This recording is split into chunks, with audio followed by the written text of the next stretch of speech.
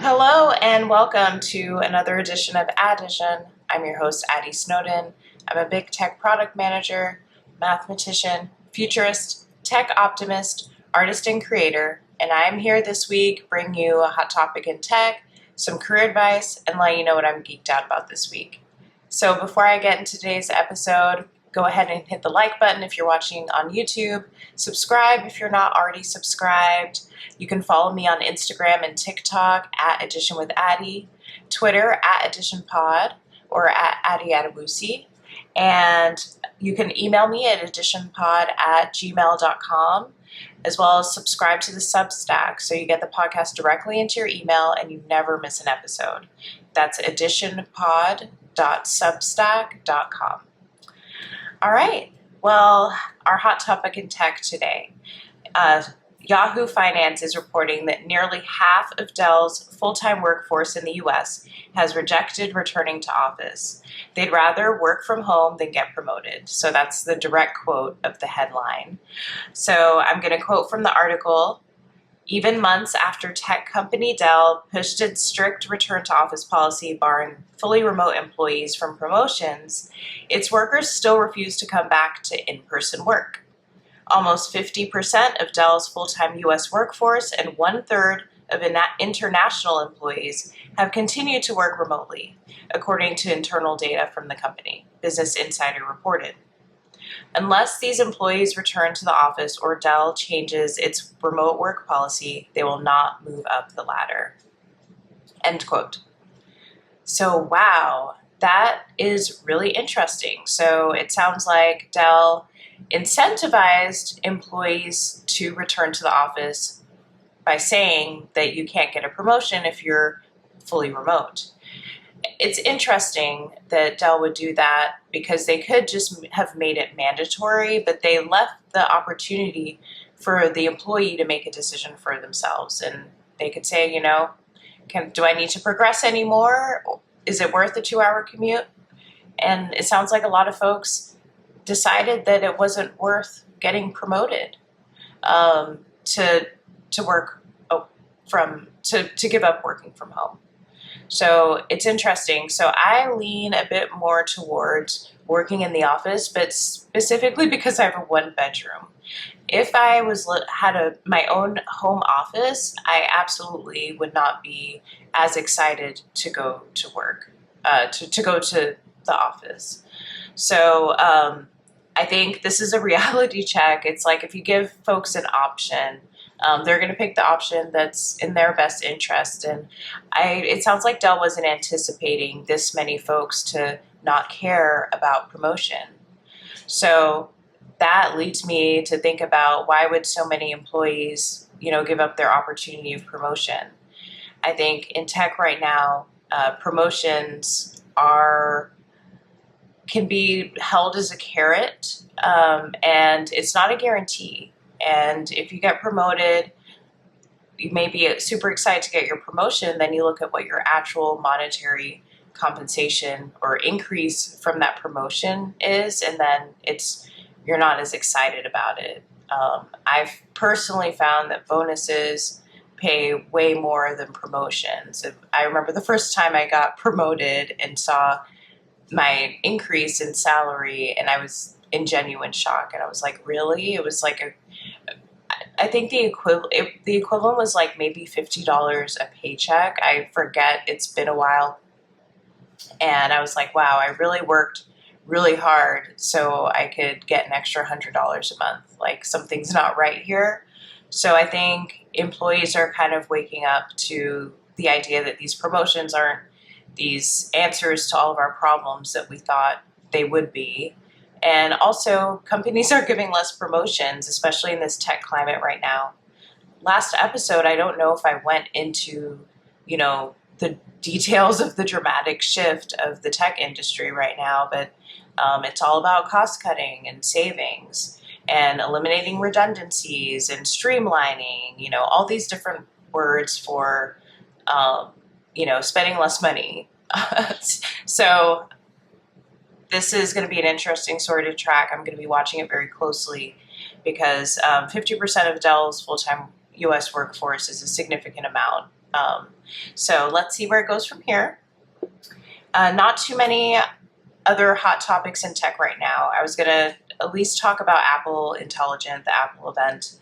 I'm definitely planning on upgrading immediately as soon as the new iPhone comes out. I have the iPhone 13 right now, so it's about time anyway, and it completely works out that Apple's releasing iPhones with AI baked into the software, so that's really cool.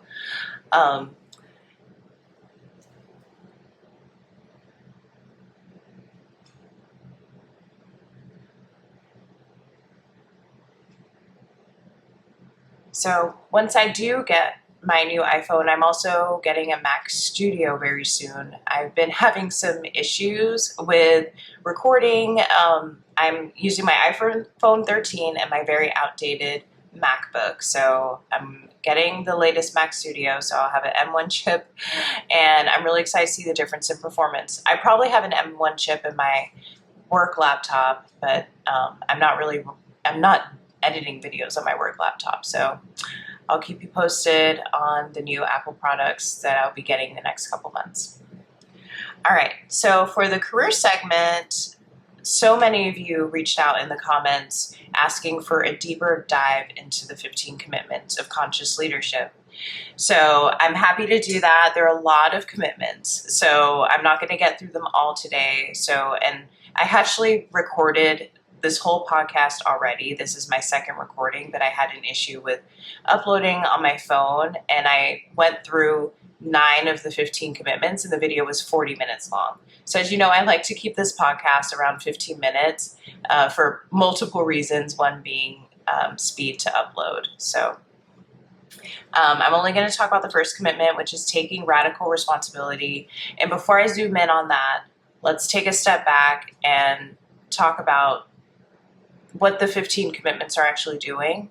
So imagine a line, like a division symbol, a line. And at any time, you can be above the line or below the line.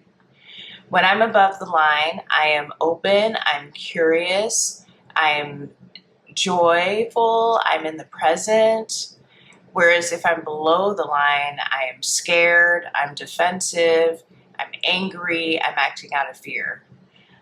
If I'm at any moment in time with any interaction, I can either be operating above the line or below the line. So these 15 commitments help us stay above the line. For each commitment, there's a below the line version of the commitment.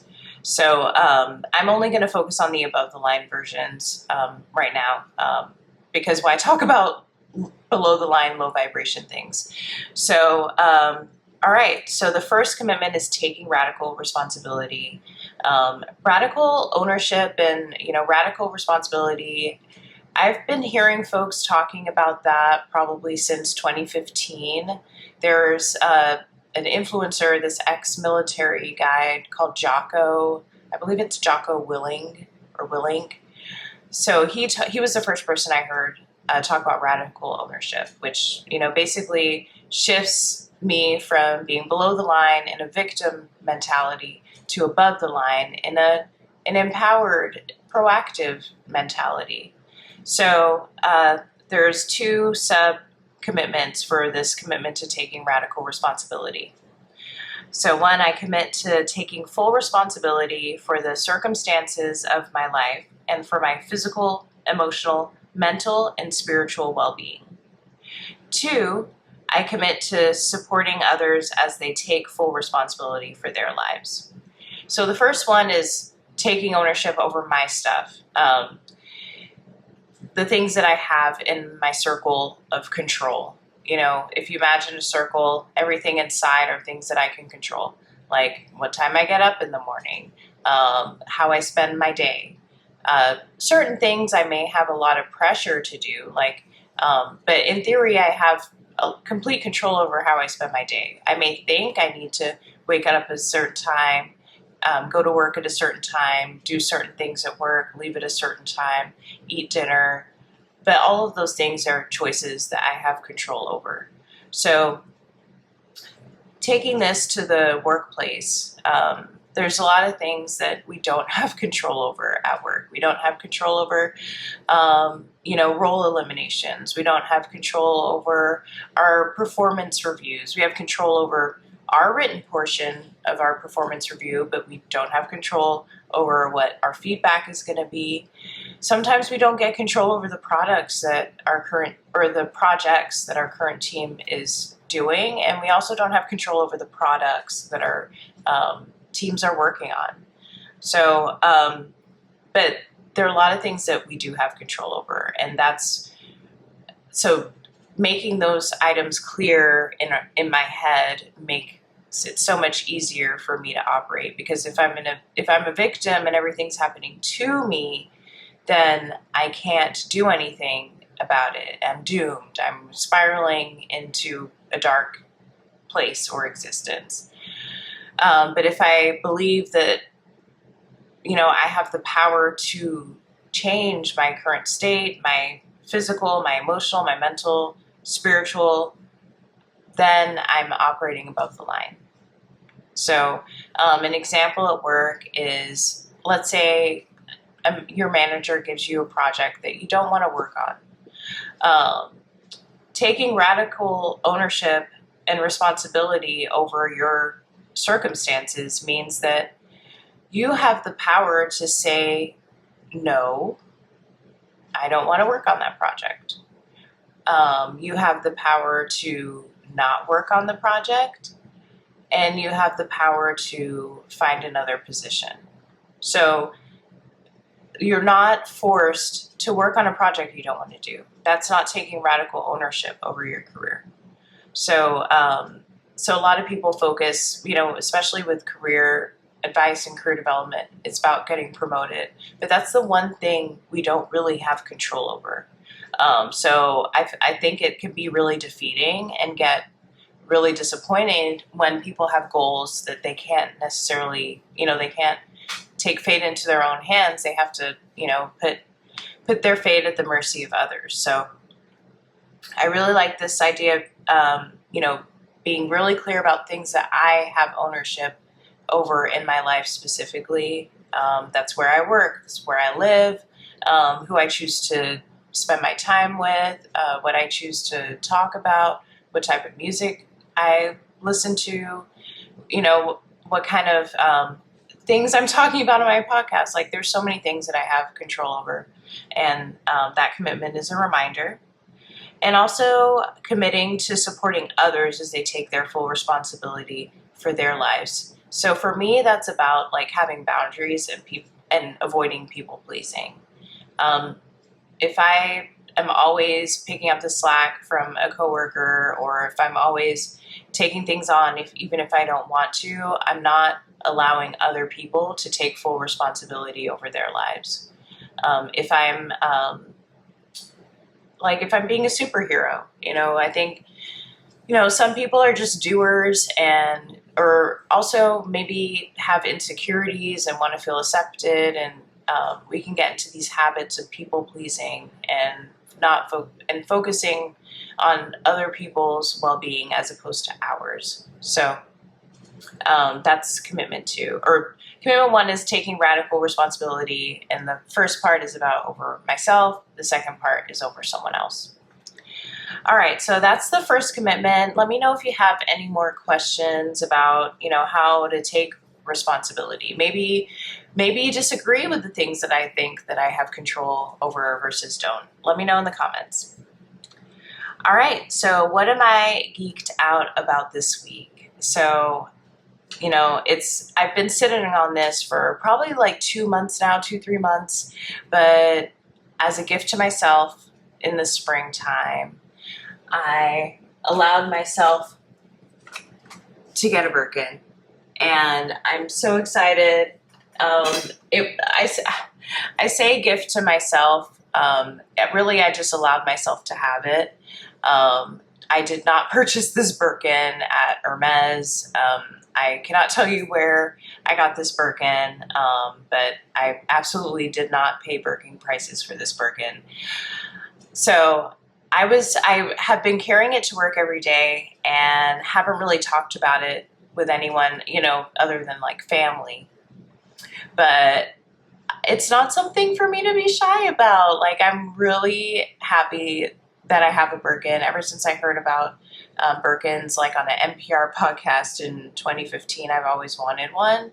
It's Hermes does excellent marketing, selling a product or making a product so desirable and not selling it in the stores is excellent marketing strategy that, I could go on and on about. But I feel like as part of a special community, luxury bags have a lot of power. As you know, if you listen to this podcast, I'm like super into personal finance and, was really into, Dave Ramsey and saving and et cetera. And I still do all of those things and I still care about those things. Remember, I did not pay regular price for this Birkin. Like, I just can't even tell you any more details about it. But I still, it took some time for me to learn how to like spend money because I had been saving for so long. And like, now that I'm married, it's like I'm not living in a vacuum. So, there are things that we want to enjoy, the things we want to upgrade. And that's okay. It's okay to have nice things. It's okay to treat yourself, obviously in a reasonable way and not getting yourself into a bad financial situation. But I think sometimes, I hear about people who don't take a honeymoon and, they've been married for several years or have been, risking their safety driving a car when they can afford to upgrade one. And I was definitely one of those, scarcity mindset type people that just wanted to like hold on to whatever I had and was really scared to put myself out there and spend in any kind of luxurious way. So I'm really grateful that, I've worked on that because it's a really miserable existence to be watching every single penny, and because it's an assumption that it's hard to get more. And I think that's what I'm shifting from a scarcity mindset to an abundance mindset. So abundance means, I'm not going to be homeless if I get a Birkin. Said no one ever, but you heard it here today. So anyway, so I've been posting my Birkin on social media mainly because people love it. I get the most views, the most engagement, the most likes on my Birkin videos. So this is me preparing you to see more Birkins. So that's what I'm geeked out about this week. All right. Well, thank you so much for listening. I will be back next week. I'm going to be recording every Wednesday and sticking to a schedule. Even though this is the second time I'm recording tonight, I'm really proud of myself for committing to the podcast again because it really does bring me joy. And thank you all for listening. All right. Take care.